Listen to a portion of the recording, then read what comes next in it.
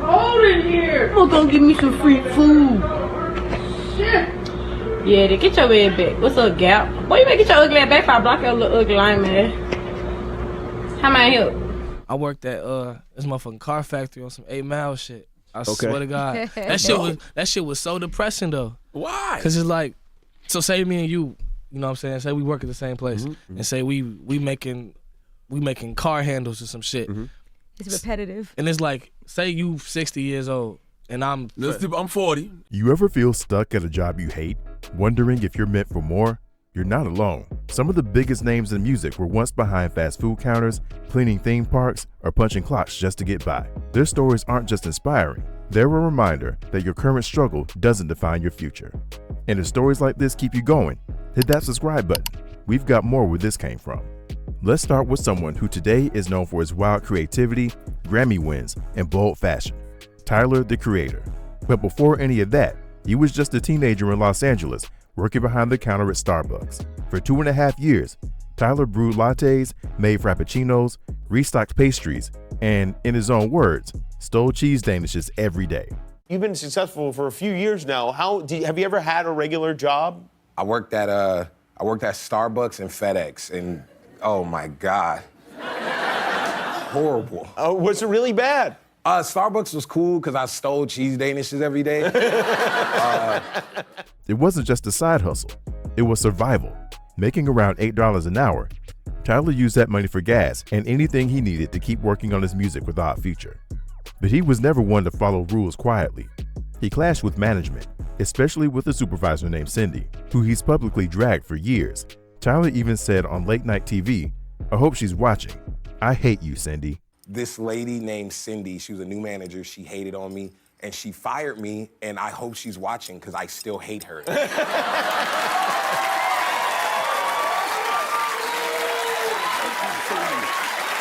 I hate you so much. I hate you, Cindy. Is Cindy aware of your success? I hope, and I hope her firing me was the greatest moment of my life. Was it really? My change was free. He knew his time was up when a coworker warned him he was about to be fired. Instead of panicking, he ate 3 cheese danishes, called his mom, and walked out. That firing, Tyler calls it the greatest moment of his life because it pushed him to focus fully on music. Within months, he dropped his first mixtape, Bastard, and not long after, Yonkers made him viral. This ain't no V-Tech shit or Columbine, but after bowling, I went home for some damn adventure time. No more aprons, just bars and beats. Now let's talk about Nicki Minaj, who worked at Red Lobster, not once, but at 3 or 4 locations across New York. As a server, she dealt with rude customers and long shifts, making just a couple bucks an hour plus tips. But Nicki was never the type to tolerate disrespect. In one famous story, a couple didn't tip her and took her pen. She chased them into the parking lot, banged on their car window, and flipped them off. That got her fired on the spot. So tell me why you got fired from Red Lobster. I walked up to this lady. Her and her boyfriend had walked out of the restaurant and they took my pen and they didn't tip me. I walked to the car, I banged on the car window, and I said, "Give me my pen!" So far it sounds like that's not a big deal. I started going like this. Yeah, you're number one as well. And my manager fired me on the spot. And that wasn't the only time. Nicki has said she got fired from every single Red Lobster job she had. Her attitude was blunt. "Because I wanted to hit them," she said with a laugh. But every firing pushed her closer to music. She realized early on she wasn't made for customer service. She had bigger plans. Within a few years, she was dropping mixtapes, caught Lil Wayne's attention, and started building a rap empire. But even now, she hasn't forgotten those Red Lobster days. In interviews, she still talks about them because those jobs were part of her grind and part of what made her tough. Another artist who started out serving orders before serving bars is Glorilla. Long before she had crowds chanting her lyrics, she was clocking into shifts at a Checkers drive-thru in Memphis. Working for about $7.25 an hour, she juggled cash register duties, bagged fries, and wore the headset, calling out orders with a tired smile. But even in that uniform, Glorilla had star power. She freestyled between customers, rapping to her phone during breaks, and bring a kind of energy that most fast food joints don't get. A now viral clip from that era shows her in full Checkers gear, headset on, saying, "How may I help you?" A moment that since become a time capsule of her pre-fame hustle. How may I help? The number 2, medium or large. Money was tight. She used those small checks to fund early studio sessions and music videos. At one point, she even tried to sell weed on the side to make ends meet, but later admitted it didn't work out. What did work out was her music. In 2022, she dropped FNF Let's Go, a raw, unapologetic anthem that exploded online. SINGLE again. Outside hanging out the window with my ratchet ass friends. Go. Suddenly, the same girl who once handed out drive-through bags was trending on TikTok, getting booked for shows, and landed a record deal with Yo Gotti. And even now, Glorilla still brings that same street-level energy, the same voice that once asked medium or large, now commanding packed arenas. Next up is Lil Nas X, who had not one but 2 jobs before flipping the internet on its head. Long before he broke records and norms with Old Town Road, he was juggling shifts at Six Flags Over Georgia and Zaxby's, barely sleeping and barely getting by. At Six Flags, he operated rides, cleaned up trash, and yes, scrubbed vomit off roller coasters. At Zaxby's, he was back in the kitchen, frying chicken and dodging grease burns. He made around $11 an hour at Six Flags, living with his sister with no car, no license, and said at one point he was literally down to his last $70. But even then, his mind was somewhere else. He used to freestyle lyrics quietly while cleaning, sometimes scribbling lines between breaks. He was watching the internet carefully, learning how to go viral, not just hoping for it. When he finally quit both jobs, it wasn't because he had something guaranteed lined up. It was a risk. He took everything he had and pushed Old Town Road on TikTok using memes and smart marketing. He knew what he was doing. Within months, Old Town Road was everywhere. The kid who used to direct people to the restroom at Six Flags was now performing at the Grammys, collaborating with Billy Ray Cyrus, and changing the way the world viewed genre, identity, and what a viral hit could be. Then there's Ice Spice, who went from Wendy's cashier in the Bronx to one of the hottest names in rap, all within a couple of years. Back in 2018, she was working the register and drive-thru at a local Wendy's, handing out fries and punching in orders, all while juggling college classes and volleyball practice.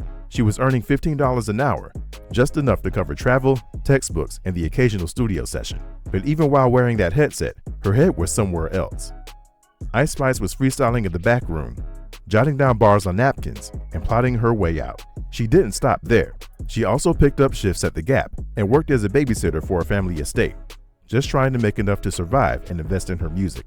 But everything changed when she made the decision to drop out of SUNY Purchase in her sophomore year. No more playing it safe. She was going all in. That focus led her to link up with producer Riot USA, and in 2022, she dropped Munch, Feeling You, a track that blew up out of nowhere and flipped her world. Bitch, on my body, I get what I want, like, you thought I was feeling you? No, I was feeling you. That nigga a munch. Either he ate it for lunch. Bitch, on my body, I get what I want, like. Now she's working with Nicki Minaj, performing at major festivals and headlining her own tours. Now coming toward Lil Yachty, who didn't just flip burgers, he flipped his entire image while working at McDonald's. Before the colorful braids, the rap deals, and the brand collabs, he was a teenage crew member in Atlanta, earning $7.25 an hour. When he moved to New York to chase music, he picked up another McDonald's job, this time in Midtown Manhattan, making just a bit more, around $8 an hour. He worked the register, cleaned floors, flipped patties, and even wore the Ronald McDonald mascot costume at kids' parties. But behind the fryer, he was quietly plotting his glow-up. The job came with rules, including the one that pushed Yachty toward the look we now know him for. He originally had long braids with beads, but to get hired, he had to cut them off. On the way to the interview, his mom casually joked, "Why don't you just dye it red?" So he did, and that bold red hair became his signature style. While working in NYC, he started chatting up fashion students who came in for food. Those combos helped him get his foot in the door in the fashion world and shape his aesthetic. At one point, he only had $70 to his name, but still kept writing music, posting to SoundCloud, and pushing his brand. Then his track One Night started going viral. I know you want this for life, taking pictures with all my eyes. And everything changed. He quit McDonald's, signed with Quality Control, and went from minimum wage to music videos in a matter of months. That McDonald's uniform may be long gone, but it low-key launched one of rap's most unique personalities. And then there's Juice WRLD, whose only job before becoming a global phenomenon lasted just 2 weeks, but left a lifelong impact. Straight out of high school, he took a position at a car parts factory near Chicago, where he spent long days tightening bolts on the assembly line for $8 to $10 an hour, pulling in just $300 a week.